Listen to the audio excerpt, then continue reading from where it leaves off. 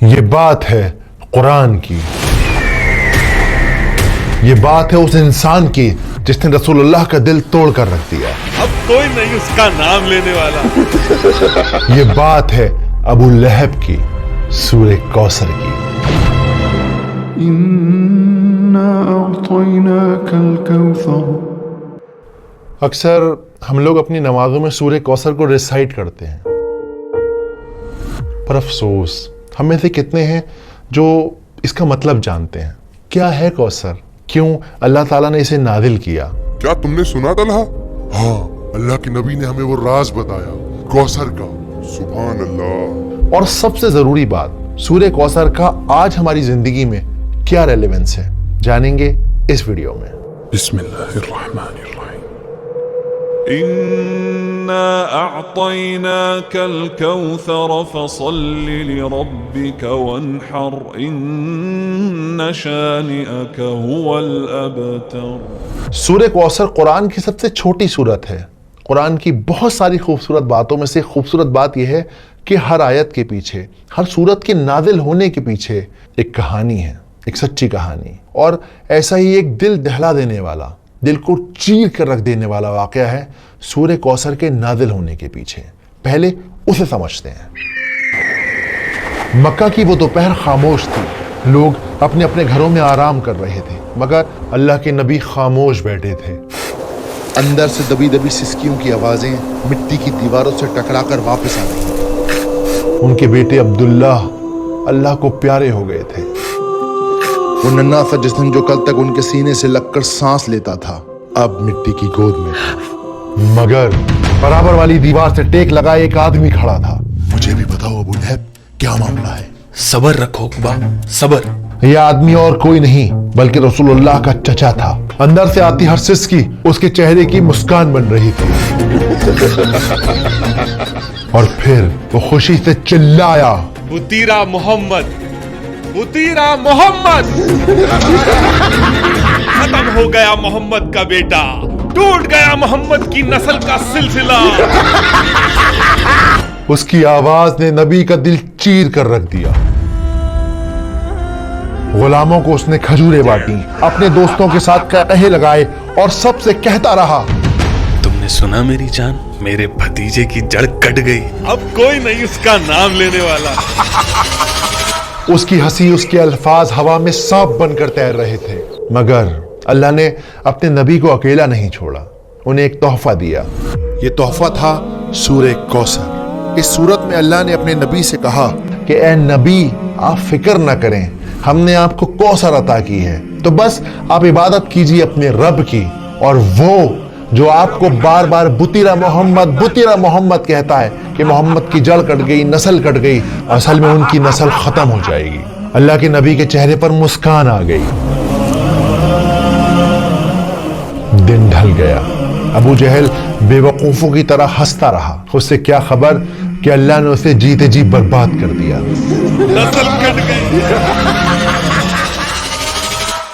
تو میرا خیال ہے کہ ابھی اس لمحے آپ اس بات کو اپنے دل میں اتار لیجئے کہ سورہ کوثر کو آپ اس لیے ریسائٹ مت کیجیے کہ وہ چھوٹی سورت ہے، بلکہ آپ اس لیے ریسائٹ کیجیے کہ اللہ تعالیٰ نے وہ ایک تحفے کے طور پہ ہمارے نبی صلی اللہ علیہ وآلہ وسلم کو دی ہے، تاکہ انہیں یہ احساس دلایا جا سکے کہ ان کا اسٹیٹس اتنا ہائی ہے، ان کا مقام اتنا اونچا ہے کہ اللہ سبحانہ و تعالیٰ خود انہیں تسلی دے رہے ہیں، ان کو کنسول کر رہے ہیں۔ ابو اروا، سنا تم نے؟ اللہ نے نبی کا مقام اور اونچا کر دیا ہے۔ تو پہلی آیت ہے انا آتینا کل کوثر۔ تو جب قرآن میں انا کا لفظ آتا ہے تو اس کا مطلب ہوتا ہے کہ کسی بات پہ زور دیا جا رہا ہے۔ تو اس پہلی آیت کا مطلب ہے کہ بے شک ہم نے آپ کو کوثر گفٹ کی ہے، عطا کی ہے۔ اب کوثر کیا ہے؟ ایک حدیث میں آتا ہے کہ کبھی نہ ختم ہونے والا، موتی کے کناروں کے درمیان جنت میں بہنے والا جھرنا ہے کوثر۔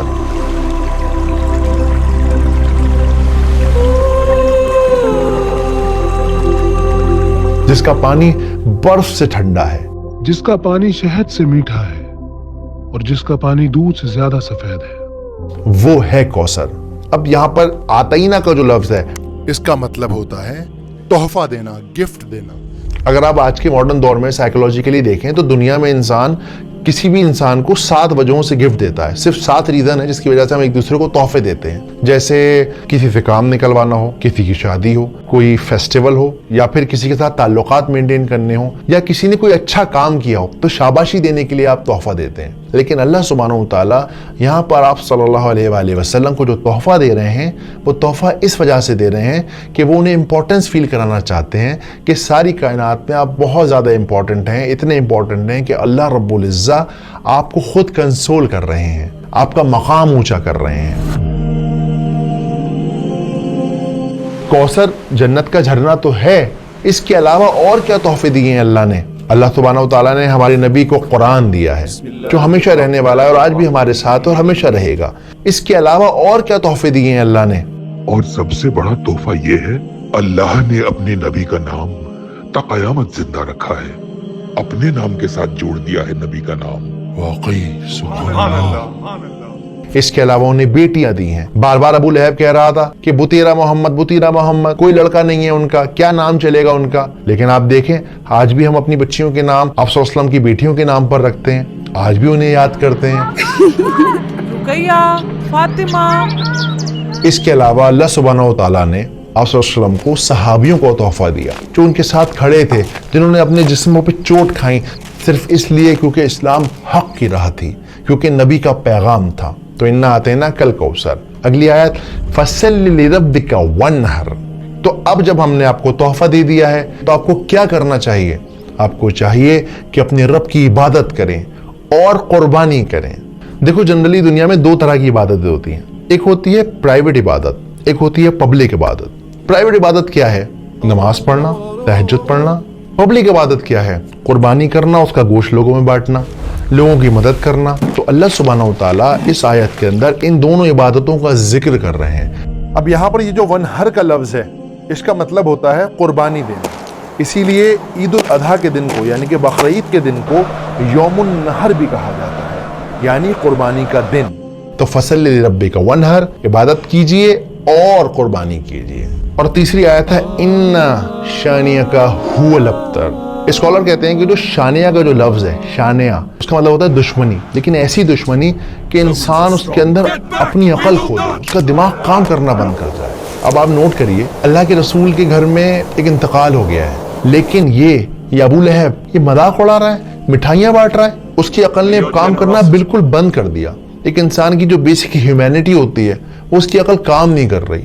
इसकी आज के दौर में मिसाल है जो इजराइल कर रहा है, छोटे छोटे बच्चों को मारना, बूढ़ों को मारना, लोग खाना लेने आ रहे हैं उन्हें खत्म कर देना।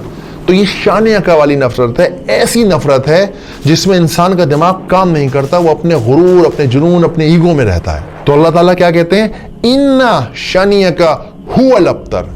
और ये लोग जो आपको कहते थे कि आप अब्तर हो जाएंगे, आपका नाम नहीं चलेगा, कोई आपको नहीं पूछेगा, वो खुद अब्तर हो गए। वो जिसकी जड़ कट गई, जिसकी नस्ल खत्म हो गई, जो बर्बाद हो गया, जिसको कोई पूछने वाला नहीं है। और जो इस बात का सबूत है कि रसूलुल्लाह को सारी दुनिया जानती है और अबू लहब को हम लोग जानते हैं, लेकिन लानत के साथ उसका नाम लेते हैं। लेकिन आज इस सूरत का हमारी जिंदगी में क्या रेलेवेंस है? कैसे हम इस सूरत को अपनी जिंदगी में उतार सकते हैं? देखिए आज भी अक्सर ऐसा होता है कि हम परेशान होते हैं ना तो लोग ताना मारते हैं, 4 लोगों में बैठकर मजाक बनाते हैं। इवन जब घर में बेटियां पैदा होती हैं ना तो अपना माथा पीट लेते हैं। इंसान इस तरह की हरकतें करता है ना तो एक्चुअली वो अबू लहब की राह पे चल पड़ता है। अबू लहब क्या कहता था? मोहम्मद का कोई बेटा नहीं, खत्म हो जाएगा उसका नाम इसके बाद।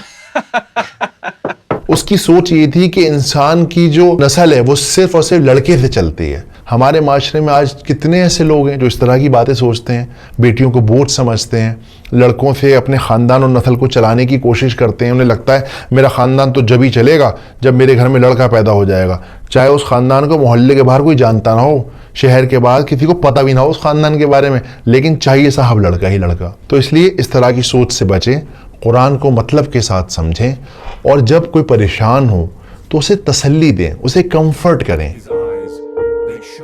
अक्सर हम लोग ना किसी को कंफर्ट करना बहुत ज़्यादा ओवर कर देते, जैसे अल्लाह सुब्हानहू तआला ने सिर्फ और सिर्फ 3 आयतों में अपने नबी को तसल्ली दी थी। अब आपके और मेरे लिए कौसर क्या है? आपके और मेरे लिए कौसर है हमारी सेहत, हमारी औलाद, हमारा घर, फ्री वक्त, हर वो चीज जो आपको मिली हुई है वो एक्चुअली कौसर है। देखें कि आपको अल्लाह ने क्या क्या दिया है और इस तरह से सूर्य कौसर को अपने अंदर उतारें। अगली बार जब आप नमाज पढ़ें, सूर्य कौसर को रिसाइट करें तो याद रखें कि ये बहुत ही इंपॉर्टेंट सूरत है। उम्मीद करता हूँ बात समझ आई होगी, वीडियो पसंद आई होगी। इन्ना अअतैनाकल कौसर